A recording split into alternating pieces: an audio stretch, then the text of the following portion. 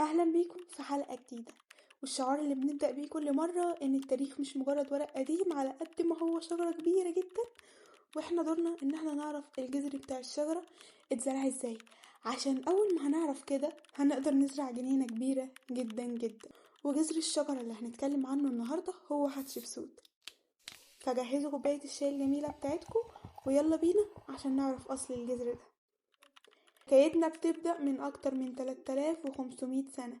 حتشبسوت اتولدت وهي البنت الكبيرة للملك تحتمس الأول، وأبوها أصلا كان قائد جيش عظيم جدا، وصل للحكم من غير ما يكون من دم ملكي مباشر، وعشان كده القصر دايما كان مهووس بالشرعية. لازم نثبت إننا ملوك بجد. حتشبسوت من وهي طفلة كانت بتتربى عشان حاجة واحدة بس، إنها تتجوز أخوها غير الشقيق تحتمس الثاني، وتخلف له الولد اللي هيشيل العرش ويضمن نقاء السلالة. وفعلا وهي عندها 14 سنة اتجوزته. بس هنا القدر بيلعب لعبته شوية، عشان عدت 13 سنة جواز وحتشبسوت مخلفتش غير بنت واحدة بس، وهي الأميرة نفرورع. وطبعا بمعايير زمان دي كانت كارثة بيولوجية بتهدد وجود حتشبسوت في القصر. القصر كله بدأ يبص للزوجة الثانوية اللي خلفت ولد اسمه تحتمس الثالث. لما مات جوزها تحتمس الثاني كان تحتمس الثالث لسه طفل رضيع، وحتشبسوت بقت هي الوصية على العرش. بس حتشبسوت بذكائها وقراءتها للمشهد عرفت ان لو فضلت مجرد وصية في اي لحظة ممكن قائد جيش قوي يقضي عليها وعلى العيلة كلها. وهنا حتشبسوت اخدت القرار الاخطر في حياتها: انا مش هكون مجرد وصية، انا هكون الملك نفسه. الموضوع ما كانش سهل خالص. في اللغة المصرية القديمة مفيش كلمة اسمها ملكة حاكمة بسلطة مطلقة أصلا.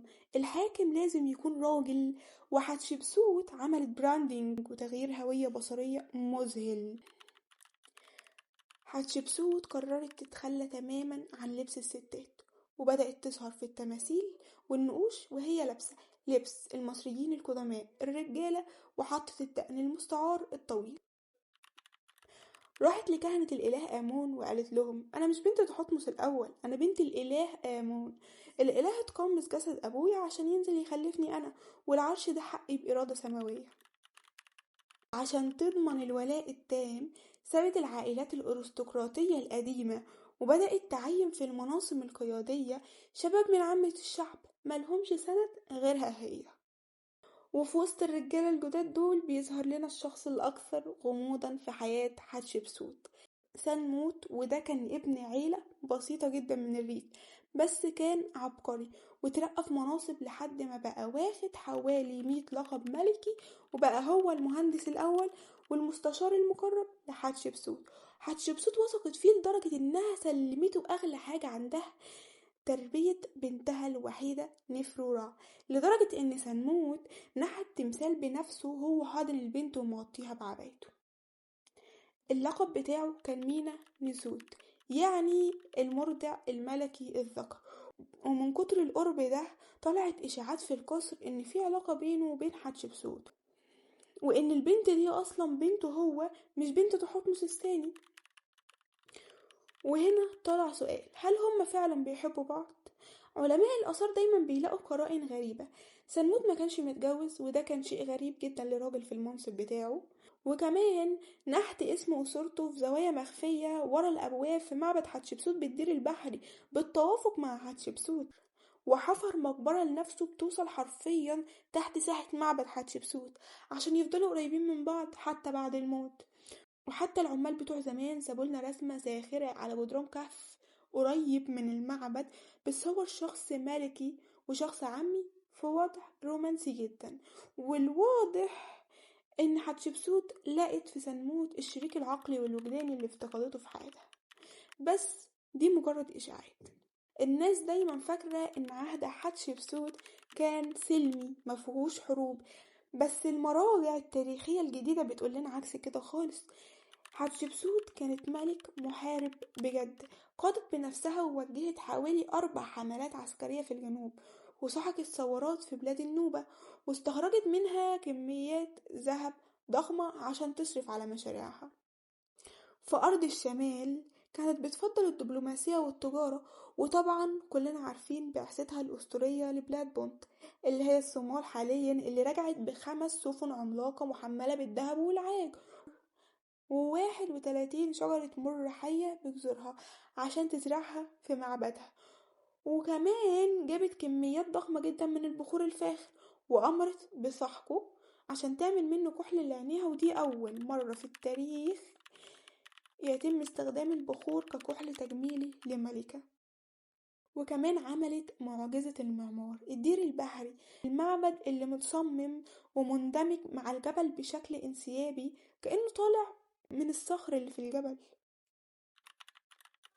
بس دوام الحال من المحال، وعشان كده في أواخر عهدها تحتمس الثالث كان قائد جيش عبقري، وفي نفس الوقت حتشبسوت حصل لها أزمات كتيرة في سنة واحدة بس. أول حاجة، بنتها الوحيدة نفرورع ماتت واختفى فجأة مستشارها سنموت في ظروف غامضة، ومات الكاهن الأكبر اللي كان حليفها الديني. حتشبسوت بقت وحيدة تماما في القمة، جالها اكتئاب، انسحبت من الحياة السياسية وسابت الحكم لتحتمس الثالث. أما موتها فكان تدريجي جدا، لسنين طويلة مكناش عارفين هي ماتت ازاي أصلا. لكن لما العلماء فحصوا موميائها وعلبة مستحضرات التجميل اللي كانت في مقبرتها، حتشبسوت في آخر عمرها كانت ست عندها سمنة مفرطة وسكر وروماتيزم بيمنعها من الحركة، والأصعب إنها كانت بتعاني من مرض جلدي وراثي صعب جدا بيعمل تقرحات في وشها ورقبتها ووجع شديد. وعشان تعالج المرض ده كان الأطباء بيعملوا لها دهان مركب من زيت النخيل وجوز الطيب مخلوط بقطران الفحم الحجري. الدهان ده كان بيخفف الوجع مؤقتا، بس القطران ده كان فيه مادة مسرطنة قوية جدا. حتشبسوت فضلت تدهن جسمها بالمركب ده لسنين طويلة، فامتص الجلد السموم دي ببطء لحد ما جالها سرطان عظام دمر حوضها وأنهى حياتها وهي في الخمسينات من عمرها. حرفيا موتت نفسها وهي بتحاول تعالج ألمها. لما بتموت حتشبسوت التاريخ بيقول لنا إن تماثيلها اتكسرت واتدمرت واسمها اتشطب من قوائم الملوك. ولسنين طويلة كان الاعتقاد الشائع إن تحتمس الثالث عمل كده مدفوع بالغل والكراهية لمرات أبوه اللي سرقت منه العرش. بس المفاجأة الكبيرة بتيجي في دراسة أثرية حديثة نشرها الباحث جوني وونغ من جامعة تورنتو سنة 2025. الدراسة أثبتت بالدليل إن تدمير تماثيل حتشبسوت ما كانش بدافع الغل والانتقام الشخصي. تكسير التماثيل حصل بطريقة هادية جدا عند نقط ضعف معينة، الرقبة، الوسط، الركب، ودي طقوس دينية قديمة اسمها تعطيل قوة التمثال الروحي. التعطيل الطقسي لما يحبوا يخرجوا تمثال من الخدمة لتنظيم المعبد، حصلت مع ملوك كتير تانية مفيش بينهم وبين أي حد عداوة. تحتمس الثالث ما كانش بيكرهها، بدليل انه بنى معبده الجنائزي لازق في معبدها مباشرة وساب تماثيلها كملكة أو وصية من غير ما يمسها. التخريب طول تماثيلها اللي بتظهر فيها كملك فرعون، بس الهدف ما كانش الغل، بل الهدف كان حماية شرعية ابنه أمنحتب الثاني في الحكم من أي منافس أو منافسة، ومنع تكرار سابقة إن الست تلبس تاج وتحكم كملك عشان نظام الحكم يفضل مستقر زي التقاليد ما بتقول. وزي ما قلت في أول الحلقة إن التاريخ مش مجرد ورق قديم على قد ما هو شجرة كبيرة جدا، لو عرفنا جذعها اتزرع ازاي هنقدر نزرع جنينة. بس خلوا بالكم من حاجة مهمة، احنا مش بناخد الجذع زي ما هو بعيوبه وأمراضه، محتاجين ناخد الصحة والعافية اللي في الجذع ونتعلم الغلطات والسموم اللي خلت الشجرة تدبل عشان شجرتنا ما تدبلش زيها. يا جماعة حتشبسوت كان لازم تتجوز أخوها غير الشقيق تحتمس الثاني عشان تثبت شرعيته على العرش. تخيلوا بنت عندها 14 سنة بتتجوز شخص مش هي اللي اختارته لمجرد إن عادات وتقاليد العيلة المالكة كده.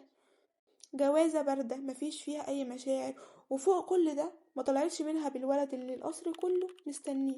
وده بيفكرنا بمين؟ اكيد بيفكرنا ببنات كتير لغاية النهاردة في مجتمعنا بتلاقي نفسها مجبرة تتجوز ابن عمها او حد من قرايبها لمجرد ان دي عادات وتقاليد العيلة، وان البنات ما يطلعوش بره عيلتنا، وكلام كبير كده.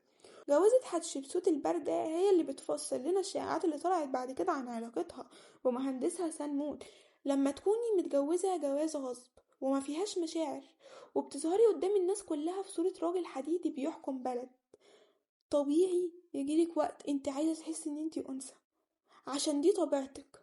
دي طبيعتك من جوه انك عايزة تكوني كده. وعشان كده من دلوقتي ما تقعيش في نفس الغلط، خليكي صح من الاول.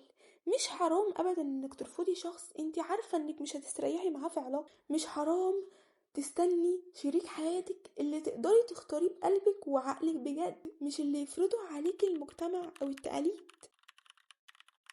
لما حتشبسوت مسكت الحكم وبقت ملك، لقيت نفسها في مجتمع ذكوري جدا ما بيفهمش يعني ايه ست تحكم. فراحت عاملة ايه؟ بكل بساطة تخلت عن مظهرها الأنوثي بالكامل، ربطت كل مناطق الأنوثة بتاعتها، لبست لبس رجالة، حطت دقن مستعار عشان تفرض سيطرتها. وهنا بقى محتاجين نقف وقفة. الموضوع ده بيحصل بالملي مع ناس كتير وستات كتير بتبدأ تحاول تعمل كده، بس ده مش صح. انتي كست ربنا خلقك بصفات وقدرات مختلفة تماما وذكية، مش محتاجة تلغي انوثتك ولا تتقمصي شخصية راجل ولا تلبسي شبه راجل ولا تعملي اي حاجة ليها شبه بيهم عشان تنجحي او تثبتي نفسك في المجتمع. الانوثة، الرحمة، الذكاء الوجداني والحدس العالي ورقة القلب، دي قوة خارقة ربنا بيميزك بيها، حافظي عليها. جمالك الداخلي والخارجي هم أنوثتك، هم يعني ايه أنثى بجد. وفي نفس الوقت كوني قوية، قادرة تعملي كل اللي بتحلمي بيه طالما حلمك ده صح دينيا. الدين الحقيقي مش العادات والتقاليد اللي الناس لبستها توب الدين غصب. فلو انتي حلمك صح دينيا كملي فيه بكل قوتك من غير ما تلبسي قناع مش بتاعك. افضلي زي ما انتي، أنثى وبنت رقيقة. عارفين الفلاتر بتاعت انستجرام وتيك توك اللي بنقعد نظبط بيها ملامحنا ونخفي العيوب؟ حتشبسوت هي اول واحدة اخترعت الفلتر ده. في تماثيلها الرسمية كانت بتؤمر النحاتين يرسموها بجسم ممشوق رفيع رياضي 100%، بملامح وش مثالية منحوتة ما فيهاش غلطة. لكن لما حصل فحص للمومياء بتاعتها في العصر الحديث، اكتشفوا ان حتشبسوت كان عندها سمنة مفرطة، بداية صلع من قدام، وأسنان متسوسة وتعبانة. يعني تماثيلها كانت مجرد فلتر عشان تبان مثالية قدام شعبها. يمكن في بداية حياتها أكيد كانت جميلة. بلاش تقعي في فخ الفلاتر والصور الوهمية على السوشيال ميديا وتكرهي شكلك الحقيقي. محتاجة تهتمي بجمالك بجد وتطلعي أفضل نسخة من نفسك الحقيقية بصحتك، وتحبي نفسك زي ما انتي في المراية. بينك وبين نفسك كبنت لازم تكوني عندك ثقة في نفسك، في شكلك، في جمالك. خلي في حوار لطيف بينك وبين عقلك كده دايما. قولي لنفسك ان انا اجمل بنت في الكون، مفيش حد عنده جمال زيي. ربنا عطاني 95% من جمال العالم، وال5% الباقيين عطاهم للناس عشان يكفوا نفسهم بيهم. ده مش غرور، ده تصالح وحب حقيقي للنفس بيخليكي تشوفي نفسك احلى حاجة في الدنيا. حتى لو كان في وجهة نظر ناس تانية الكلام ده غلط، حتى لو في ناس تانية ملامحها اكمل من ملامحك، انت في عيون نفسك مفيش زي انت نمبر 1 في عيون نفسك. ونيجي للغلطة الأخيرة اللي كلفت حتشبسوت حياتها. زي ما قلت ان حتشبسوت كانت بتعاني من مرض جلدي وراثي صعب جدا بيعمل حكة وتقرحات، والمرهم كان فيه كتران فحم حجري بيحتوي على مادة مسرطنة. فضلت تدهن منها لسنين طويلة عشان تريح ألم الجلد، والنتيجة السم اتسرب لعظمها وعمل لها سرطان. حرفيا كانت بتموت نفسها ببطء وهي بتفكر انها بتعالج نفسها وتجمل شكلها. جماعة التاريخ بيعيد نفسه. أرجوكوا خلوا بالكوا جدا من مستحضرات التجميل والكريمات اللي بنستخدمها على بشرتنا وشعرنا. اتأكدوا ان هي خالية من السموم والمواد المسرطنة مجهولة المصدر. بلاش نكرر غلطة حتشبسوت وندخل السموم جسمنا بإيدينا واحنا مش حاسين. لما حتشبسوت خسرت بنتها ومستشارها سنموت، كل مجدها المعماري وذهبها ما عملوش اي حاجة، وجالها اكتئاب وانسحبت من الحكم. الطموح بيفقد معناه لو وصلت للقمة وما لقيتش حد مخلص يشاركك فرحة النجاح. اتعلمي من حتشبسوت انك تقدري تحققي المستحيل، بس بلاش تضحي بهويتك ولا انوثتك عشان ترضي قالب المجتمع. اختاري شريك حياتك بوعي وحرية. ارفضي اللي مش مناسب ليكي عادي جدا عشان دي حريتك الشخصية. حبي شكلك الحقيقي، اهتمي بجمالك وصحتك بعيدا عن وهم الفلاتر والسوشيال ميديا، واحمي جسمك وصحتك من اي سم مستخبي في حاجة بنحبها. وبس كده. شاركونا في التعليقات ايه اكتر نقطة لمست قلبكم في حكاية حتشبسوت النهاردة. ما تنسوش اللايك الجميل والاشتراك عشان نكبر عائلتنا التاريخية. اشوفكم الحلقة الجاية على خير، مع السلامة.